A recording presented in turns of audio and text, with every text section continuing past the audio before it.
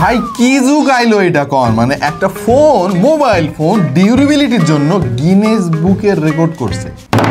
না মানে এরকম শক্ত মজবুত ফোন তো আমরা ইদানিং অনেক দেখতেছি, হ্যাঁ, তো সেই ট্রেন্ডে গা ভাসিয়েছে X9C। বাট এই ফোন কি শুধুই শক্ত এবং পোক্ত?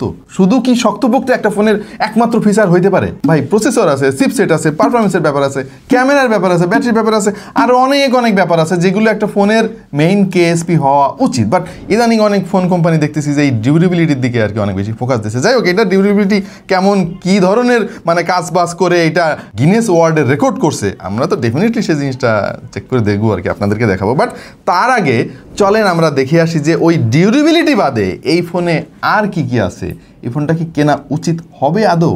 দেখছেন আপনাদের ভালোবাসা channel tech to the point. ভাই আমরা কিন্তু টাইনা টুনা পাস TTP। সো এই ফোনটা পাস করে নাকি ফেল করে সেটা খুঁজে দেখার দায়িত্ব আমাদের। Let's get started.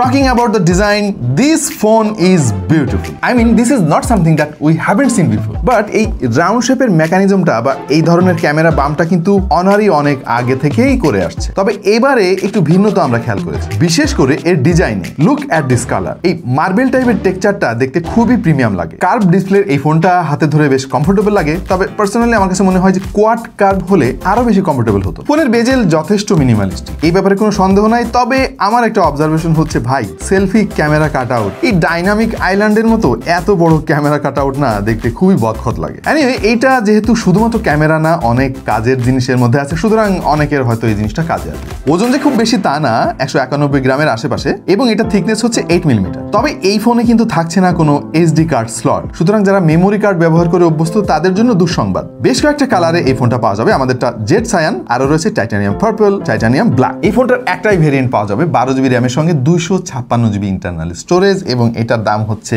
44,999 টাকা। জানি অনেকে ভাবতেছেন যে বাবা এত দাম, কিন্তু দাম ঠিক আছে কিনা কামের সঙ্গে দেখতে হবে না চেক করে। তবে এই ফোনটা আসলে ডিউরেবিলিটির দিক দিয়ে কিন্তু মানে অসাধারণ, বিশেষ করে এই প্রাইস সেগমেন্টে। এতে আছে IP65M সার্টিফিকেশন এবং 3 লেয়ারের ultra sealed 360 degree water resistant রয়েছে এতে। 2 মিটারের উপর থেকে যদি এটা টুকটাক করে পড়ে খুব একটা কিছু হওয়ার সম্ভাবনা নাই, ইভেন আরো অনেক উপর থেকে এটাকে ফেলা হয়েছে। অনার এটাকে বলছে 166% কম্প্রিহেন্সিভ রিলায়েবিলিটি, এবং এই ফোনে ব্যবহার করা হয়েছে অনারের ultra bounce anti drop technology. ভাই এই যে ফোন কোম্পানিগুলো বলে যে আমাদের ফোন এরকম ডিউরেবল, এটাকে বিভিন্নভাবে ফেলে টেলে আমরা দেখছি কিছু হয় নাই, বিভিন্ন সার্টিফিকেশন আছে, আমার কি কইতে ইচ্ছে করে ওদের জানেন, দে ফোনটা আমার দে, দেখাইতেছি তোর ফোন কেমন ডিউরেবল বলে এইভাবে এমন এক আছাড় মারবো না, মানে ওর গিনেস রেকর্ড আমিই ভেঙে ফেলবো ভাই ওরে। টু বি ভেরি অনেস্ট, এই যে ডিউরেবিলিটির ব্যাপারটা না, এইটা ততক্ষণ পর্যন্ত মানে কাজে আসবে যতক্ষণ পর্যন্ত আপনার কপাল ভালো থাকে। আপনার কপাল যদি খারাপ হয় না, মানে এরকম ডিস্টেন্স থেকে ভেঙে যেতে পারে। না ভাঙে নাই যদিও, কিন্তু আপনাদের মধ্যে অনেকেই আছেন যে এই ফোনটারে 2 সেকেন্ডে ভেঙে দিতে পারবেন, সেটা আমরা জানি। বাট আমরা কিছু এক্সট্রা টেস্টিং করেছি এই ফোনের, দেখবো এই ফোনের কতটা দম আছে ভাই। এই চল, আমরা এই ফোনটার ডিউরেবিলিটি টেস্ট করা শুরু করলাম ইলেকট্রিক বাইক দিয়ে। ভাবলাম যে এর উপরে একটু তুলে দেখি যে ফোনটার কিছু হয় কিনা, এবং সারপ্রাইজিংলি আসলে তেমন কিছুই হয় নাই। নর্মাল ফোন হলে আসলে ভেঙে যাওয়ার কথা ছিল, বাট আমরা তো এতটুকুতে খুশি হব না ভাই। আমি এই ফোনের উপর দিয়ে আমার গাড়ি তুলে দেওয়ার প্ল্যান করলাম, এবং সত্যি বলতে একটু মনের ভেতরে ভয় নিয়ে তুলে দিলাম এর উপরে আমার গাড়ি। আর এরপর বুঝলাম ভাই ফোনটা কিন্তু সেই লেভেলের টেকসই। ভাই ডিজাইন একটা আপেক্ষিক ব্যাপার, হ্যাঁ, দেখা যাচ্ছে আমার অনেক ভালো লাগছে, আরেকজনের একদম পছন্দ হয়নি, আবার উল্টাও হতে পারে। সো ডিজাইনের ব্যাপারটা আপনাদের হাতে ছেড়ে দিলাম, কিন্তু এর ডিসপ্লের প্রশংসা না করে ভাই পারতেছি না। মানে এত চমৎকার ডিসপ্লে, অ্যামোলেড 120 হার্জ, এই সমস্ত ভাই কমন হয়ে গিয়েছে, এখন অনেক কম দামি ফোনে দেখতে পাচ্ছি। বাট এই ডিসপ্লের যে কোয়ালিটি ভাই, this is amazing. Display size হচ্ছে 6.78 ইঞ্চি, আর এটা পিক ব্রাইটনেস 4000 নিটস, পিপিআই ভালো 437-এর মতো, যথেষ্ট শার্প পিকচার কোয়ালিটি পাওয়া যাবে। DCI P3 কালার গ্যামোড সাপোর্ট রয়েছে, এবং এই ডিসপ্লেটা কিন্তু সেরা ভাই। Risk free dimming honour eye comfort display technology এতে ব্যবহার করা হয়েছে। কার্ভ ডিসপ্লে কারো কারো পছন্দ না, ওই আলোচনায় যাচ্ছি না, আমার কাছে বেশ ভালোই লেগেছে। স্ন্যাপড্রাগনের 6 Gen 1 এটার চিপসেট, এবং দাম হিসেবে আমার আসলে আরেকটু এক্সপেকটেশন বেশি ছিল। এনিওয়ে ইউআই ভালো, পারফরমেন্স ভালো, দেখা যাক বাদ বাকি কি করে। Adreno 710 হচ্ছে এটার জিপিইউ, এটা জোস একটা জিনিস, গেমিং এর সময় বেশ ভালো একটা আউটপুট আপনি পাবেন। আর এতে যে অক্টাকোর সিপিইউ তারা ব্যবহার করেছে, তার 4টা ক্লাস্টার হচ্ছে 2.2 GHz এর Cortex A78, বাকি 4টা হচ্ছে 1.8 GHz এর Cortex A55। তার মানে হচ্ছে আমরা যেটা বুঝলাম যে মাল্টি কোরের পারফরমেন্সের দিকে আসলে এই চিপসেটটা খুব একটা ফোকাস নাই, সিঙ্গেল কোরের পারফরমেন্স বেসড হচ্ছে এই আর্কিটেকচারটা। তবে Android 14 না দিয়ে যদি out of the box Android 15 দেওয়া হতো তাহলে পার্সোনালি আরো বেশি খুশি হতাম, কারণ এই সময় এসে আর Android 14 দেখতে চাই না আমরা। তবে ম্যাজিকওয়েস 8.0 কিন্তু জোস একটা ইউআই ভাই, আমি বলবো এটা এই মুহূর্তে one of the best Android UI. ফোনটা যথেষ্ট ফ্ললেসলি পারফর্ম করেছে, ডে টু ডে টাস্কে খুব একটা প্যারা খাইতে হয় না আমাদের, প্রচুর অ্যাপ ব্যাকগ্রাউন্ডে রেখে আপনি চালাতে পারবেন, 7 থেকে 8টা ম্যাক্সিমাম চালালে ভালো হয়, এবং অ্যাপের সংখ্যা যদি ব্যাকগ্রাউন্ডে কম থাকে তাহলে মাল্টিটাস্কিং করে আপনি শান্তি পাবেন। বেড়ে গেলে দেখবেন যে স্ট্যাটাস শুরু হয়েছে। হ্যাঁ, অ্যাপ ওপেনিং টাইম আমার ঠিকঠাক মতো মনে হয়েছে আমাদের কাছে, এবং র্যাম ম্যানেজমেন্টটা ডিসেন্ট। এই চিপসেটটার ভালো একটা ব্যাপার হচ্ছে হিটিং ইস্যু খুব একটা নাই। টুকটাক গেমিংও আমরা ট্রাই করে দেখেছি ভাই, PUBG, call of duty, free fire, এই সমস্ত গেম তো আমাদের দেশে প্রচুর পপুলার। হ্যাঁ, আপনি যদি একজন হেভি গেমার হয়ে থাকেন হয়তো আপনাকে এই ফোনটা ভাই খুশি করতে পারবে না, পারার কথাও না, কারণ এটা গেমারদের জন্য অপটিমাইজড না।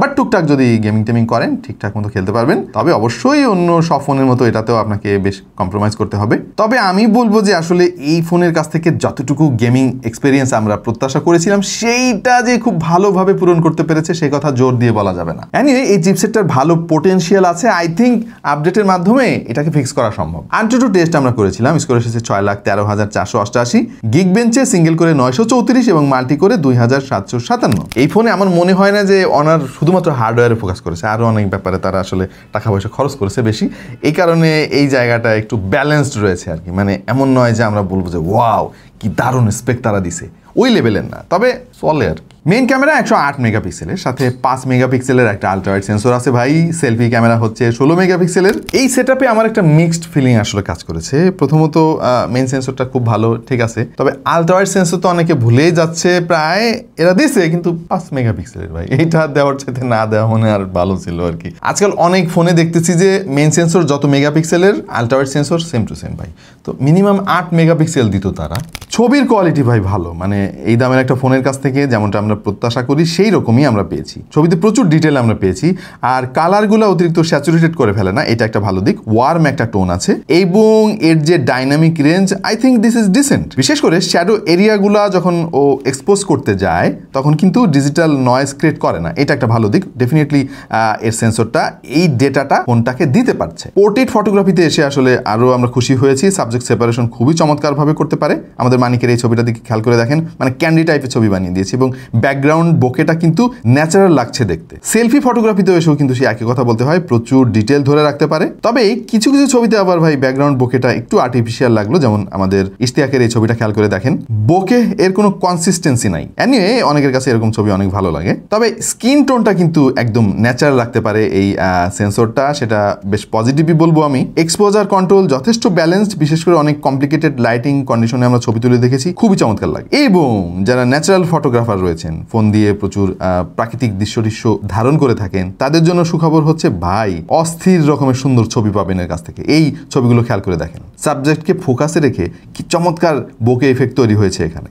আমরা ইনডোর কন্ডিশনে অনেক ছবি তুলেছি, আউটডোর ইনডোর মিলিয়ে আমাদের কাছে কিন্তু যথেষ্ট স্যাটিসফ্যাক্টরি মনে হয়েছে এর ক্যামেরা। ভিডিও করতে পারবেন সর্বোচ্চ 4K 30 FPS এ, আর যদি 60 FPS এ শুট করতে চান সেক্ষেত্রে 1080p তে নামতে হবে। ওআইএস রয়েছে, স্টেবিলাইজেশন ডিসেন্ট। সো ক্যামেরা নিয়ে সবশেষ যে কথাটা বলা যায় সেটা হচ্ছে যে ভাই নট সামথিং এক্সট্রাঅর্ডিনারি, মানে এই ফোনটা ক্যামেরায় সেরা ওই টাইপের না, তবে একেবারে খারাপও না ভাই। মানে আপনি এটার ছবি দেখে খুব বেশি হতাশ হবেন না ভাই।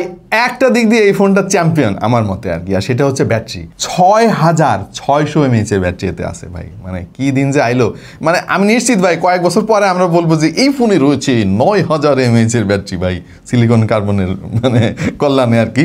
সো ব্যাপারটা ভালো লাগছে। হ্যাঁ, 7000-এর কাছাকাছি কিন্তু চলে গেছে ভাই, তারপরেও কিন্তু ফোনটা 8 মিলিমিটার। আপনি বুঝতে পারছেন জিনিসটা? ও, charging speed 66 watt charging speed এতে সাপোর্ট রয়েছে। বক্সের মধ্যে আপনি চার্জারও পেয়ে যাবেন। সো ব্যাটারি ক্যাপাসিটি বেশি, চার্জিং স্পিড বেশি, লালে লাল ভাই। ব্যাকআপ ভালো, হ্যাঁ, যেহেতু অনেক বড় ব্যাটারি, মানে একদিনে এটা চার্জ আপনি শেষ করতে পারবেন না ভাই। হ্যাঁ, আর যারা নর্মাল ইউজার আছে তারা অনায়াসে 2 দিন পার করে ফেলতে পারবেন। স্টেরিও স্পিকার আছে এবং লাউডনেসের একটু ঘাটতি আমার কাছে মনে হলো, টু বি ভেরি অনেস্ট। আর একটু লাউড হলে শুনতে অনেক ভালো লাগতো। 3.5 মিলিমিটার হেডফোন জ্যাক কিন্তু এতে নাই, এই জিনিসটা আপনাকে মাথায় রাখতে হবে। আর ব্লুটুথে এর বেশ পুরাতন একটা ভার্সন এখানে ব্যবহার করেছে 5.1। সো আমরা একটু টেস্ট করলাম, আমরা বেশ কিছু TWS দিয়ে এই ফোনটা টেস্ট করেছি। যেমন রিসেন্টলি QCI মেলোভার্স প্রো কিন্তু বেশ ভালোই পপুলার হয়েছে আমাদের দেশে, এতে LDAC-ও আছে। সুতরাং এই ফোনটা আমরা টেস্ট করে দেখেছি যে 5.1-এ কোনো ইস্যু আছে কিনা। বাট বেশ কিছু FLAC ফাইল ট্রাই করলাম আমরা, হাই রেজ অডিও আমরা বিভিন্নভাবে পরীক্ষা করে দেখেছি। I think this is fine. তবে একটা ব্যাপার খেয়াল করে দেখলাম যে 5.1 হওয়ার কারণে কিন্তু ল্যাটেন্সির পরিমাণটা 5.4-এর যে সমস্ত ফোন আছে তার চাইতে একটু খারাপ অবস্থা আছে আর কি। সো যারা TWS দিয়ে গেমিং করবেন আর কি, তাদের জন্য একটা দুঃসংবাদ। অপটিক্যাল ফিঙ্গারপ্রিন্ট সেন্সর রয়েছে এর ডিসপ্লের ভেতরেই এবং ঠিকঠাক মতো কাজ করেছে মোস্ট অফ দ্য টাইম। তবে পজিশনিংটা আমার কাছে একটু বেশি নিচু মনে হয়, আর একটু উপরের দিকে দিলে বেশ ভালোই হতো। হ্যাঁ, ভাইব্রেশন মোটরটা আবার ভালো, ঠিকঠাক মতো কাজ করেছে। এর হ্যাপটিক ফিডব্যাকটা খুবই চমৎকার।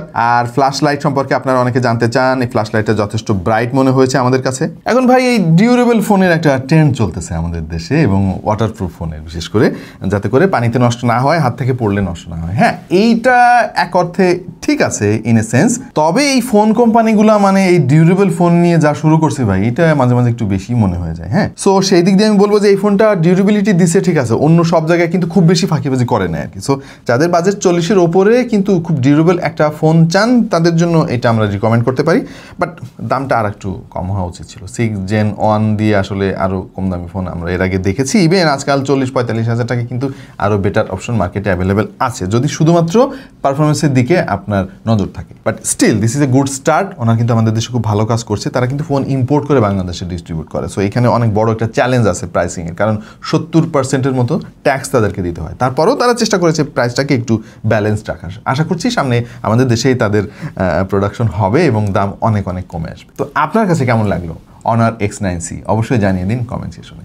এরকম আরও অনেক ভিডিও দেখতে চাইলে সাবস্ক্রাইব করতে পারেন আমাদের চ্যানেলে, আমাদের ফেসবুক গ্রুপ এবং পেজে যুক্ত হতে পারেন। দেখা হয়ে যাবে অন্য কোনো ভিডিওতে ভিন্ন কোনো বিষয় নিয়ে। সেই পর্যন্ত সবাই ভালো থাকুন, সুস্থ থাকুন আর দেখতে থাকুন টেক টু দ্য পয়েন্ট।